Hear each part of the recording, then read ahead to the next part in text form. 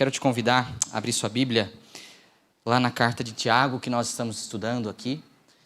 Capítulo 2, hoje nós vamos meditar nos versículos 14 até o versículo 26. Abra sua Bíblia em Tiago 2, 14 até 26. Esse é o texto que nós vamos meditar aqui nessa noite. O texto não vai ser projetado ali, mas eu quero pedir que você abra a sua Bíblia e vá acompanhando a leitura aí na sua Bíblia, tá bom? Eu vou ler aqui na Nova Almeida Atualizada. E diz assim a palavra do nosso Deus.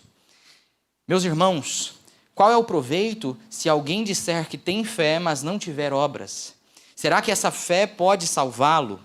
Se um irmão ou irmã estiverem com falta de roupa e necessitando do alimento diário, e um de vocês lhes disser, vão em paz, tratem de se aquecer e de se alimentar bem, mas não lhes dão o necessário para o corpo, qual é o proveito disso?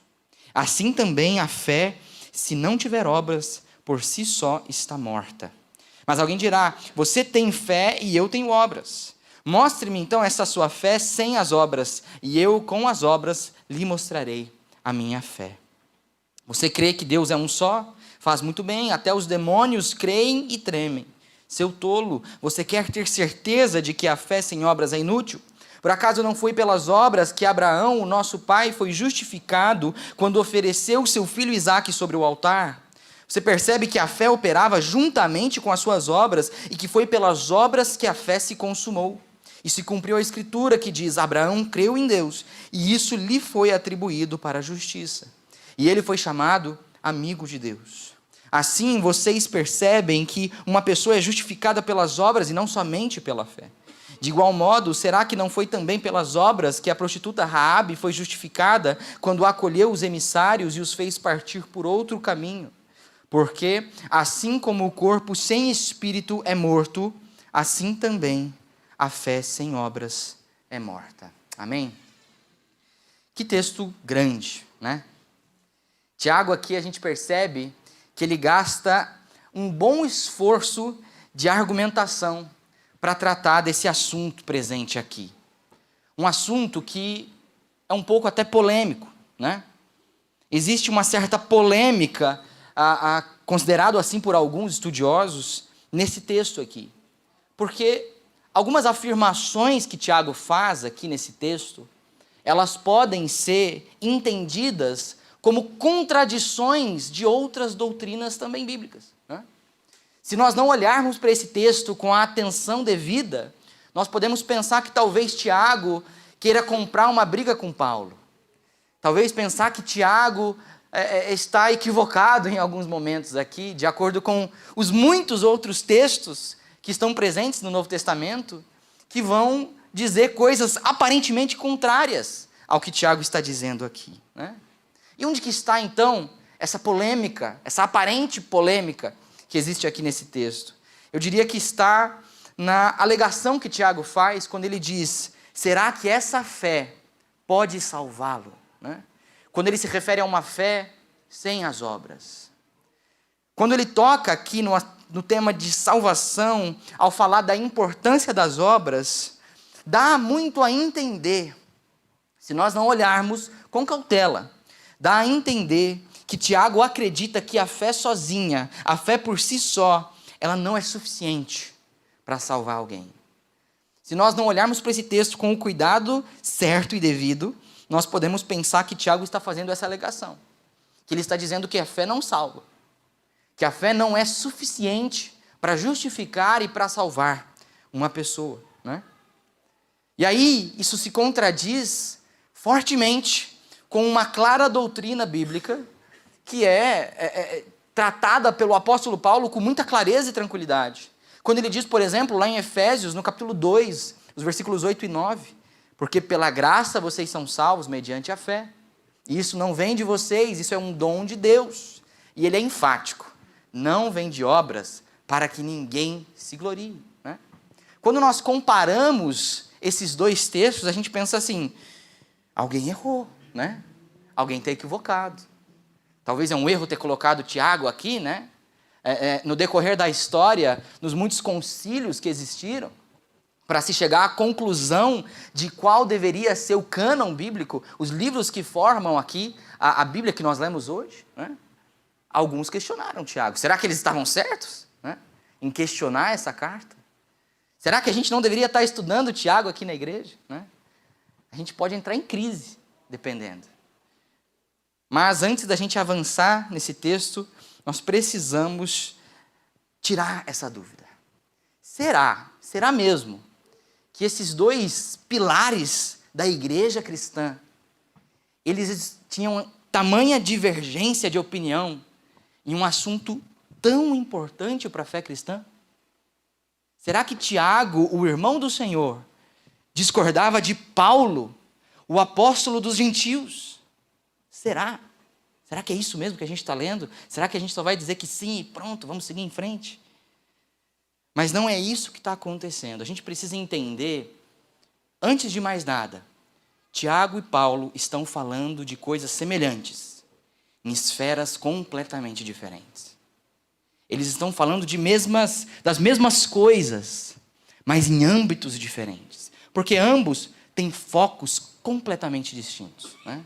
Enquanto Paulo é muito mais doutrinário e profundo, Tiago é prático. Tiago, ele enfatiza a vida de piedade. Ao passo que Paulo não. Paulo, o que ele quer fazer é trazer pilares doutrinários para a igreja. Ele quer responder questões profundas, né? E responder de maneira igualmente profunda, para que não fique sombra de dúvida, né, para as pessoas a quem ele está escrevendo. A preocupação de Paulo está mais em ensinar, aqui nesse texto, nesse assunto lá no texto de Efésios, de que a salvação ela é um presente divino, por meio da nossa fé em Jesus Cristo. Já Tiago, ele está preocupado em questionar o que é essa fé genuína que salva, né? Perceba, são esferas diferentes. Eles não estão num debate presencial ali, discutindo sobre o mesmo assunto, né? Eles estão falando em âmbitos diferentes, em esferas diferentes, mas usando palavras muito semelhantes, que pode nos trazer confusão. Mas nós precisamos entender que eles não estão tendo uma conversa, né? Paulo estava escrevendo a uma igreja em Éfeso. Tiago está escrevendo a outras pessoas em um momento diferente, né? Mesmo que usando palavras parecidas, mas numa esfera completamente diferente.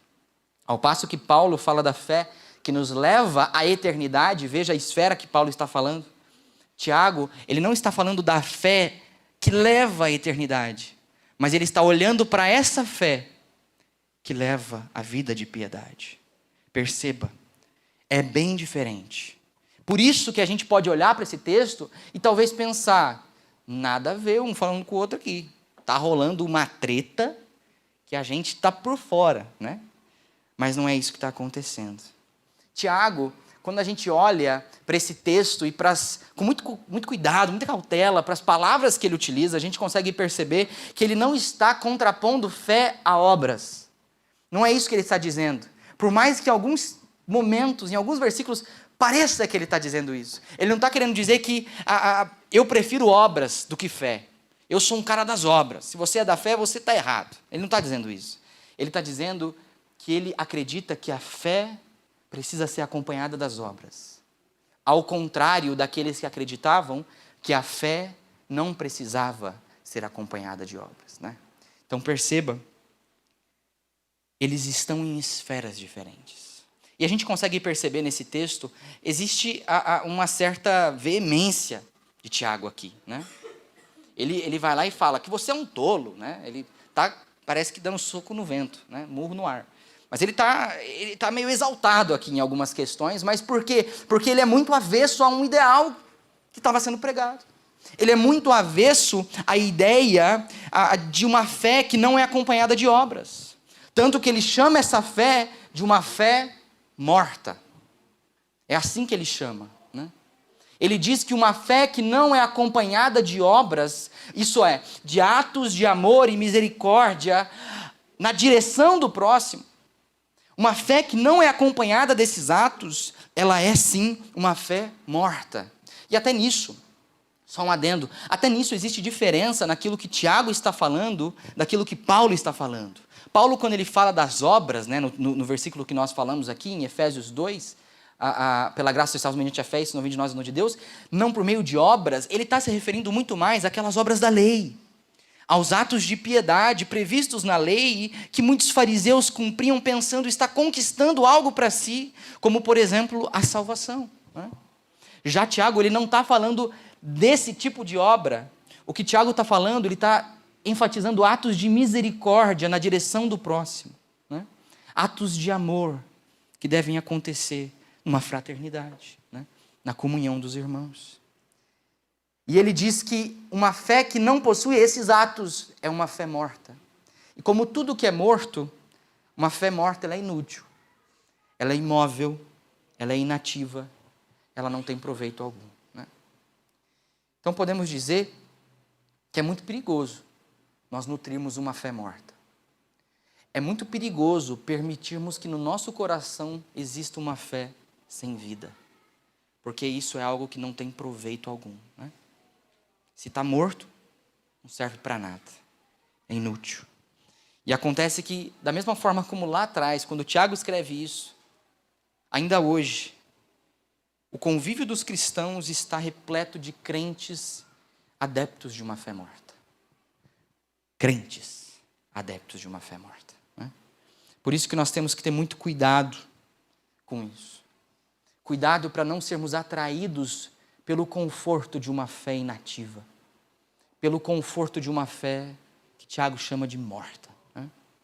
Esse texto, nós conseguimos encontrar algumas marcas dessa fé morta, que eu queria que nós olhássemos aqui nessa noite rapidamente. Existem duas marcas de uma fé morta que eu queria que nós olhássemos aqui nesse texto. E a primeira dessas marcas é a falta de coerência. Uma fé morta, ela tem como marca a falta de coerência. Esse é um sinal de que a fé está morta, né? E falta de coerência é quando aquilo que você fala é diferente daquilo que você faz. Tiago, ele trata disso lá nos versículos 15 e 16. Quando ele diz, se um irmão ou uma irmã estiverem com falta de roupa e necessitando de alimento diário, e um de vocês lhes disser, vão em paz, tratem de se aquecer e de se alimentar bem, mas não lhes dão o necessário para o corpo, qual é o proveito disso? Qual a utilidade disso aqui para essas pessoas? É isso que ele está dizendo.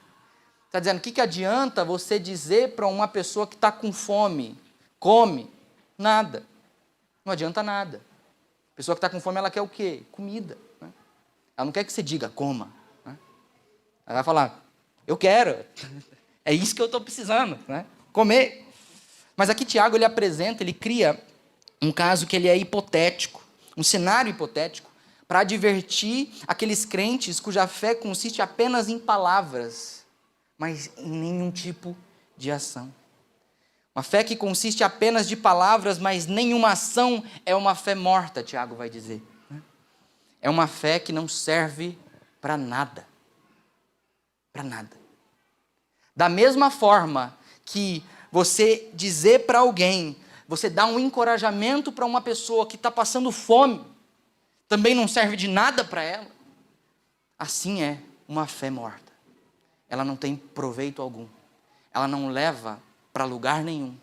Ela não é genuína, ela é inativa e não gera nada. Não frutifica em nada. Não serve para nada. Da mesma forma que você dizer para uma pessoa, cara, mas você está bem, o cara está passando fome, mas você está bem, você está forte, já vi gente pior. O que serve? O que ajuda? Né? O que ajuda nessa situação? Não tem proveito nenhum isso, né? Da mesma forma, uma fé morta também não serve para nada, né? E perceba que ter uma fé morta faz com que seja, nesse exemplo aqui que Tiago dá, a gente percebe que ter uma fé morta faz com que seja muito fácil dizer coisas boas e dizer coisas de aparente piedade, né? Coisas que demonstram uma vida aparentemente religiosa, até mesmo invejável, né? É muito fácil enganar as pessoas e enganar a si mesmo com uma fé morta, é muito fácil. Você pode pensar, não, eu estou vivendo uma vida de piedade, né? Eu estou fazendo essas coisas. Eu chego na igreja, eu chego e falo, ô irmão, Deus te abençoe. Que peleja, hein, irmão? A gente sabe um linguajar assim, né? Provação, hein? Olha que coisa. Uma aparência religiosa, fala, Deus te abençoe, faz até uma bênção araônica para a pessoa, né? Que Deus ilumine o seu rosto e faça resplandecer sobre ti uma glória em nuvem de bênçãos. Até inventa uma coisa, sei lá. Mas isso tudo pode vir de alguém que tem uma fé morta. Com uma fé morta, é fácil dizer palavras piedosas, mas que não se convertem em atos de amor ao próximo, né? E é aqui que habita a falta de coerência, né? Não é coerente isso. Não faz sentido. A conta não fecha quando a gente olha para isso, né? Nossa vida, ela precisa ter coerência em todas as áreas. Nossa vida, ela precisa fazer sentido em todas as áreas, né? Não tem como a gente viver de um jeito aqui e de outro jeito lá. Não tem como a gente escolher as máscaras que a gente coloca, né? Não as máscaras que alguns usam, mas a máscara na cara toda, né? Não tem como a gente mudar. Aqui eu falo assim, eu ajo assim, tudo mais. Com outras pessoas eu ajo de outro jeito, eu sou mais light, né? Falo de outras coisas, né? Isso não é coerente. Isso é hipocrisia, né? Aquilo que nós falamos precisa ser visto em nossas ações, antes mesmo que as palavras saiam da nossa boca. Antes de que aquilo que a gente vai dizer possa sair da nossa boca e ser entendido pelos outros, aquilo que nós dizemos precisa estar em coerência com as nossas ações. Precisa estar em coerência com aquilo que nós vivemos, com tudo aquilo que nós fazemos, né? Só que infelizmente não é isso que acontece muitas vezes e nós sabemos disso. Felizmente, muitas vezes nós cobramos os outros daquilo que nós mesmos não fazemos. Nós julgamos o outro por algo que ele fez, sendo que nós não fazemos nada de diferente daquilo, não é? Ou então, muitas vezes, nós vivemos uma vida de aparente piedade, de religiosidade, uma vida ativa, só que se restringe apenas ao ambiente da igreja, que não pode ser visto da mesma forma no trabalho, que não pode ser visto da mesma forma em casa ou em outros ambientes, né? Se nós nos identificamos com isso, infelizmente, nossa vida tem sido marcada por uma fé inativa. Porque se essa fé que nós temos, ela não transforma o modo como nós vivemos, que fé é essa? Se a fé que nós dizemos professar, ela não muda a forma como nós vivemos em todos os lugares, se ela não muda em todos os ambientes e com todos os grupos diferentes com quem nós convivemos, que fé é essa? É uma fé sem proveito. É uma fé sem utilidade. É o que Tiago fala que é uma fé morta, né? E aí sim, vai faltar muita coerência na nossa vida. Aquilo que nós dizemos vai ser muito diferente daquilo que nós fazemos. E às vezes a gente pode até se orgulhar, né? Para algumas pessoas dizer, faz o que eu digo, mas não faz o que eu faço. E dizer que isso é engraçadinho, é bonito, né? Mas isso é hipocrisia, né? Significa que no seu coração existe uma fé morta. Existe algo inútil aí dentro, que precisa ser avivado, que precisa ganhar vida. Para que aí sim, você possa ter uma vida marcada por práticas de fé. Tome cuidado com a falta de coerência. Se você identifica que na sua vida existe isso, e se você está acomodado nisso, tome muito cuidado. Você ainda pode tomar uma decisão para mudar isso. Tenha cautela e traga vida à sua fé. Cuidado com a falta de coerência.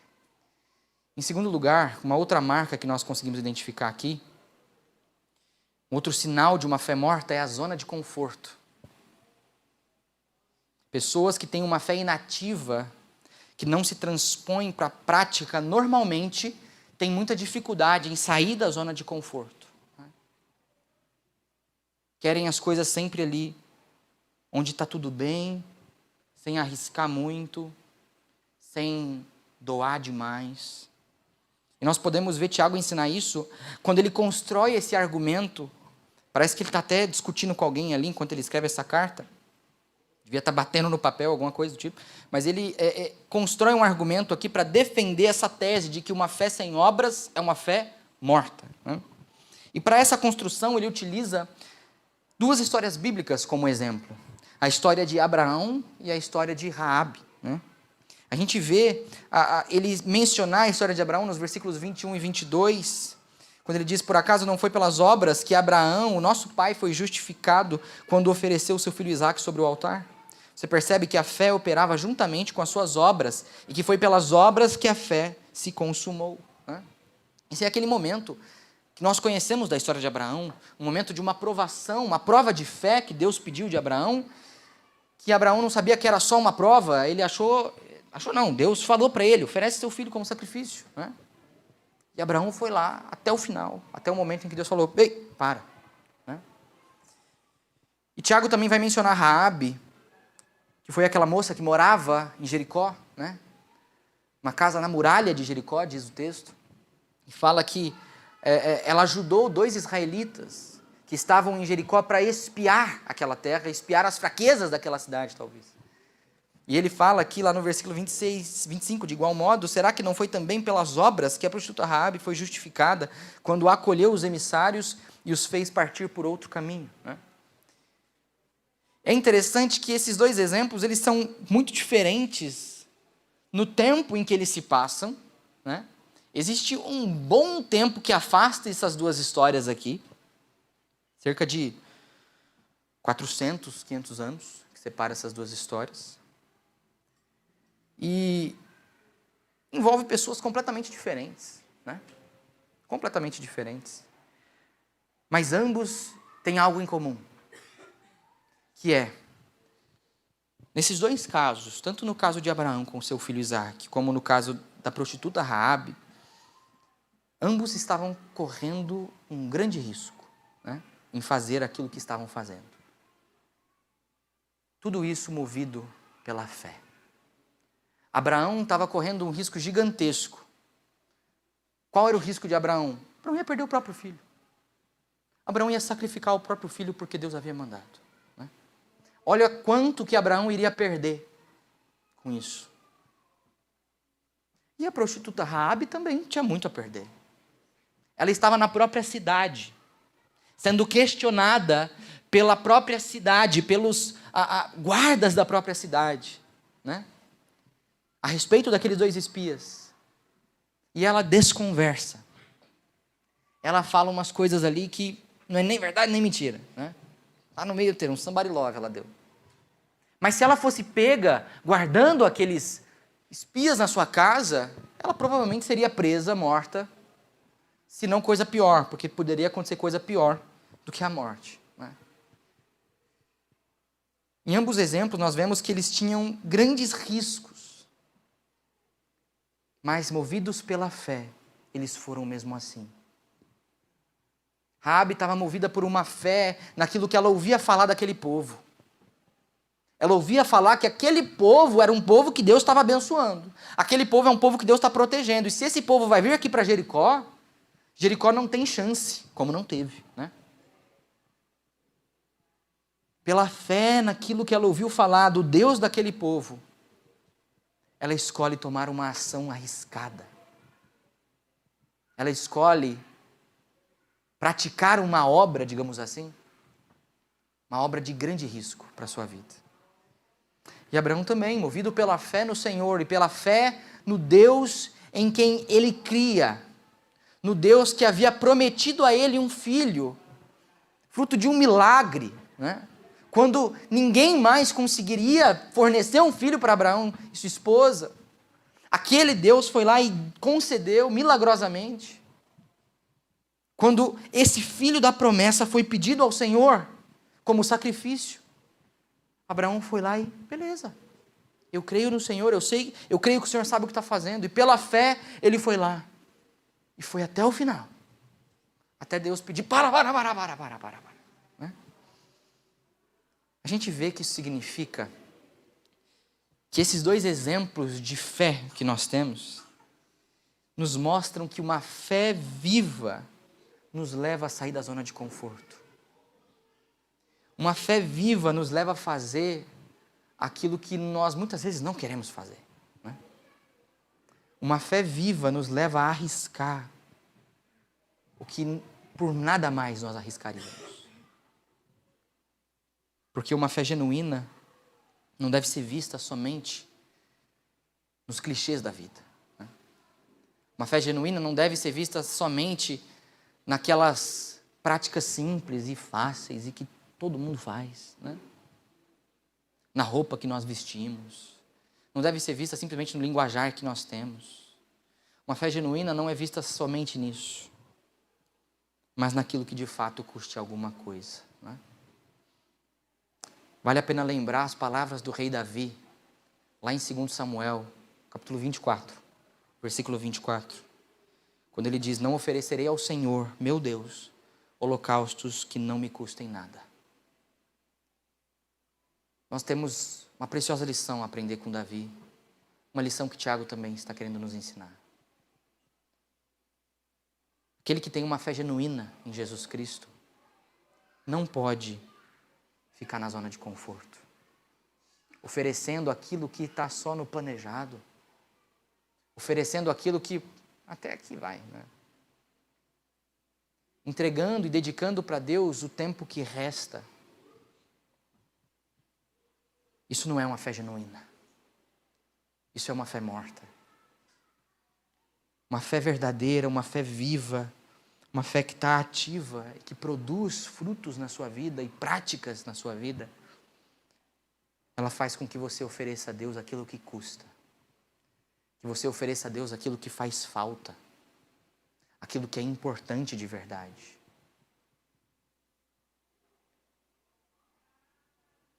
Não ficar simplesmente na zona de conforto. Né? Isso é uma fé verdadeira. Isso é uma fé genuína. Né? E a pergunta que resta é a seguinte: o que nós temos oferecido a Deus? Nós temos oferecido a Ele apenas uma aparência religiosa?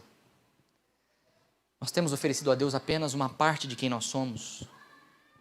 Apenas uma parcela? Apenas aquilo que nós somos aos domingos, das 7 até as 8, 8h15? Nós temos oferecido a Deus somente esse momento aqui, somente esse dia, somente quem nós somos aqui dentro? Ou nós temos oferecido tudo a Ele? Ou nós temos oferecido tudo que nós somos a esse Deus? Ou nós temos oferecido aquilo que de fato nos custa alguma coisa? Né? Se nós queremos fugir de uma fé morta, e queremos nutrir no nosso coração uma fé que é viva, nós precisamos de fato mudar essas coisas. Nós precisamos sair da zona de conforto, viver uma vida coerente em todas as áreas. Isso que é uma fé viva de fato, uma fé que é acompanhada dessas práticas de fé, desses atos de amor e de misericórdia na direção do próximo. Amém?